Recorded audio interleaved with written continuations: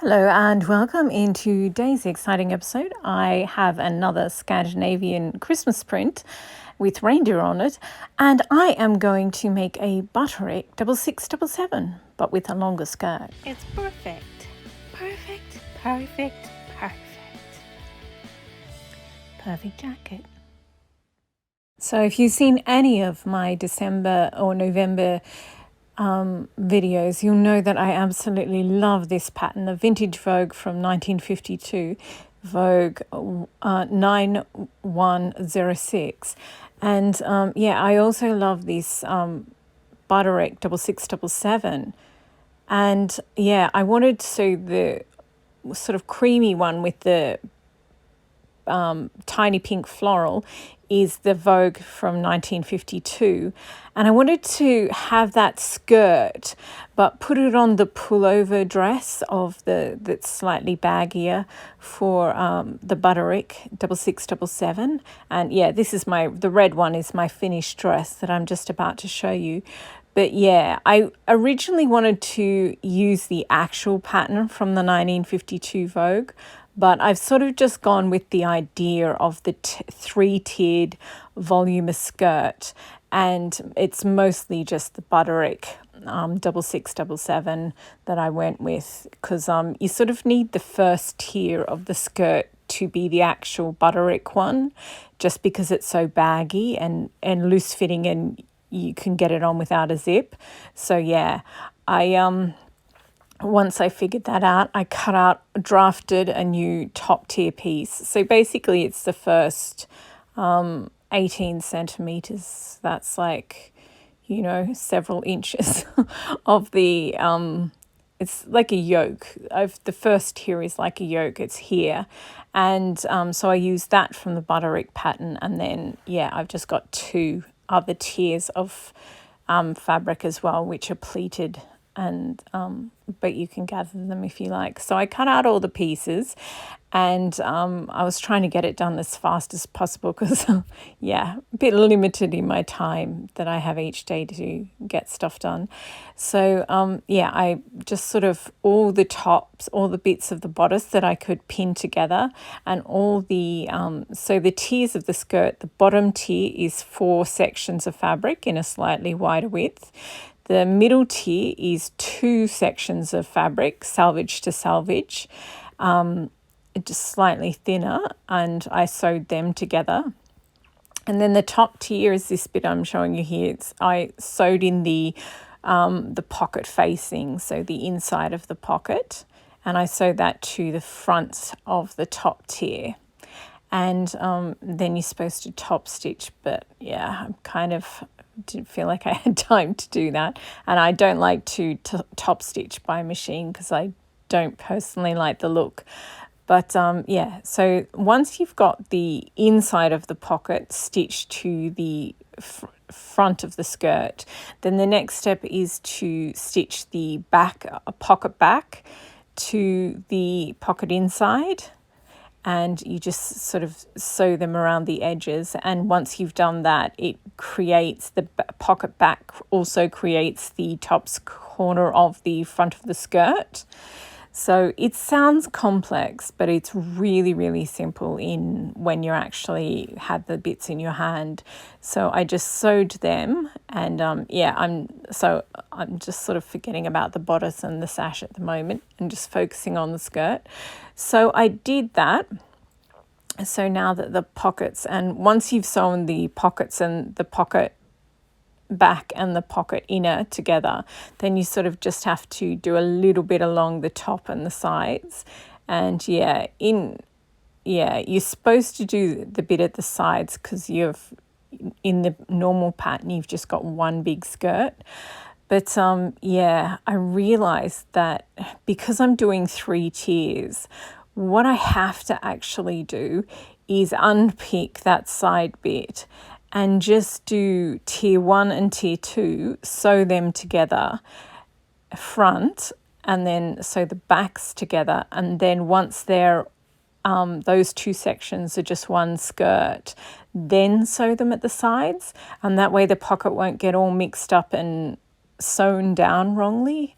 So yeah, I'd had to do some unpicking, but I'll know for next time.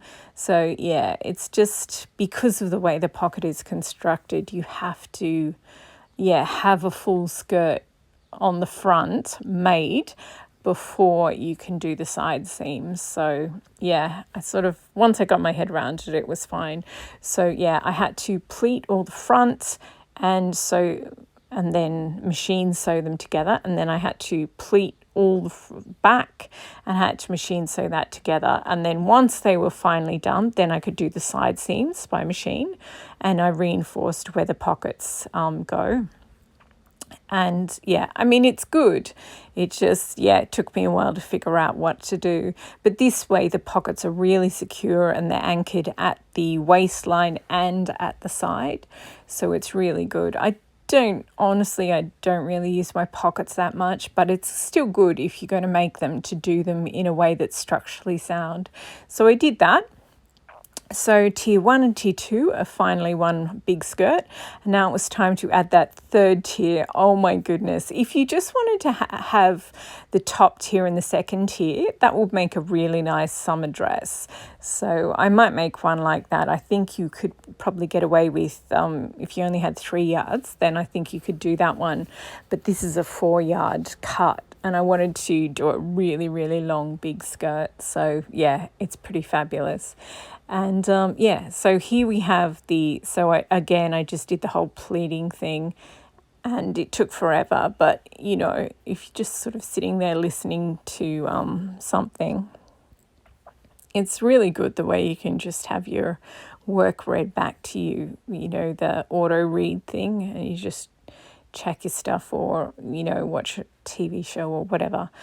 So, yeah.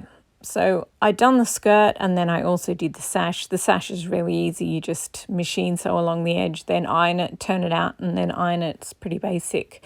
And then, so now all I have to do is the bodice so that I can sew that onto the skirt. So the first thing is to sew all the seams. So I'd already sewn the 2 side ones and I'd pressed them, but now I had to do the back one. But with the back, you have to leave the top few inches. Yeah, I might redraft this neckline to make it a little bit bigger so that it actually fits over my head without an opening, because yeah, it's so fiddly just, you know, doing the extra bits. I think it would be so much easier if it just fitted over your head, like without having to add a button. Anyway, so I sewed that, and then I sewed the sleeves on. And then once the lining was one whole piece and the outer bodice was one whole piece, then I sewed them, pinned them together at the neckline and sewed them right sides together. And then I turned the whole thing inside out. Oh, and of course I clipped the curve of so that when it turned out, there wouldn't be any puckering or anything. It would turn out nice and flatly. Then I turned it out. And if you like top stitching, then you can just top stitch, but I prefer to just do an invisible hand stitch at the back and sort of understitch it that way. And then the next thing to do is to attach the bodice to the skirt. And oh my gosh, this skirt is so big. It took a bit of an effort. So yeah, I pinned them together, then I machine sewed them together. And then the next thing to do is pin down the lining. So turn up this waist seam so that it's hidden inside the two, the lining and the actual bodice. And then yeah, turn down the bodice lining over that, and then you just, once it's all pinned, you just go around and hand stitch it.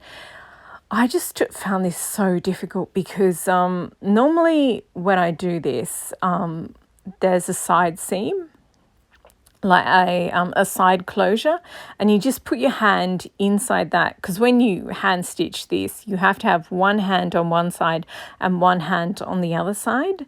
And yeah, but because I couldn't like just stick my hand in the side closure hole, the zip hole, I had to like put my arm right up this massive long skirt. So I think next time I make this dress, and I am definitely making it again, I might just, you have to do the top tier and the second tier of the skirt together. So I might make it to the end of the second tier, then add the bodice, then add the third tier of the skirt, because it was just too much skirt to do that inside hand sewing. So yeah, I think I'll try it that way next time. But as I said, definitely going to be a next time. So the dress on the left is my first Christmas dress. That's from the Scandinavian Christmas fabric I bought last year. And I just swapped their belts around so you can actually see them, because they were too matchy when I used the same belt on the same, fabric. So this is the two. They're actually both Butterick 6677. And I really like the new sleeves. They are from a McCall's shirt dress. I call it the Alice dress. But I do like the way this one has a cuff on it. And it does make it much easier to sew the lining to the outer bodice at the sleeve end. So yeah, I'm not sure. I haven't finished these sleeves.